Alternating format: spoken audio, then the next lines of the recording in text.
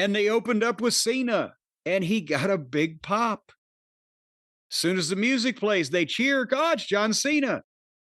But then he comes out and John Cena sucks, because that's fun and it works with the music. And then, let's go Cena chance. There's really, everybody has somebody that likes them.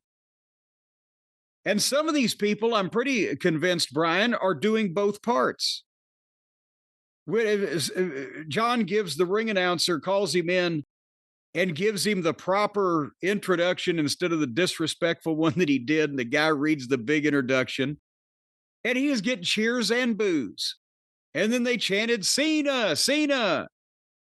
And then he opened again. You think you can bully me on Friday, and because you cheer for me on Monday, I'm supposed to forgive you. This is not a functional relationship.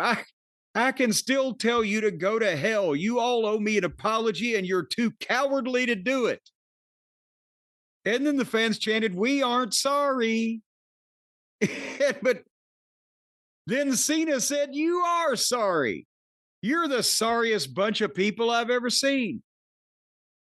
You know, that got me sued in Baton Rouge one time, Brian. Did I tell you that? That exact line?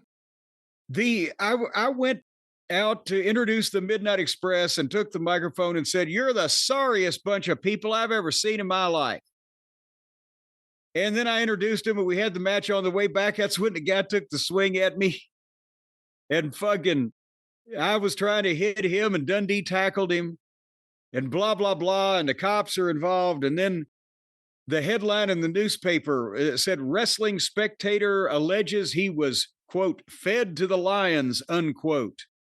And the guy, because he got beat up, and the guy said the reason why he was so incensed and felt like he had to come up there and go after me was because I'd gotten on the microphone and called everyone sorry. Some people are easily offended.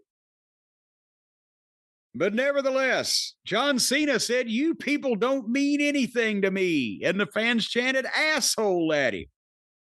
And then he counted down the days that they have left to see him before he's gone. And there's 9 down and 27 to go. Not matches, just appearances. Because if you say I can't wrestle, I don't have to. And then he's the last real undisputed champion because he's taking the title home and keeping it, and they can crown somebody else. And he said the best chance that you had was Cody Rhodes, and they booed. And then he blistered the fans for turning on Cody. And finally, he says, nobody in the WWE has the ruthless aggression of me, but I'm going to do something nice for you. Get your cameras out because the last real champ is here, and he's holding the belt up. And Randy Orton rolls from under the ring, comes out on the other side of him behind him, and when he turns around, Cena says, shit! And Orton gives him the RKO.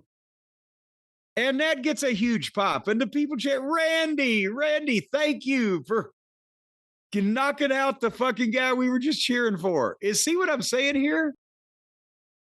And then Orton held the belt up and put it across Cena's frustrate body. They like everything. There's nothing these guys, I mean, if somebody just rolls in and just butt fucks one of the guys, yes, give it to him. But now and remember I said something at some point. You certainly did. Oh, you lots. Well, I said something when we've been doing these shows about Orton. It depended on what they had. Should Rusev have debuted against Orton? I said, depends on what they're going to do with Orton. Or, or it should have been Joe Hendry or whatever the fuck. Yeah. Well, it obviously they're doing something important with Orton. So that's why that happened. Do you kind of rush through? Not that you have to rush through it, but do you kind of, if you're doing Orton now, is it something where there's like a 1 month time frame you could do Orton and then you got to move on to Punk or something else? Like you want to get the most out of Cena, or do you see this? I mean, this is you want to talk long-term booking with Cena. Cena and Orton goes back to the very beginning.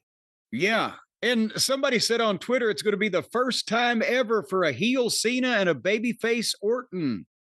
Au contraire, mon frere, because I was there. We did it 24 years ago.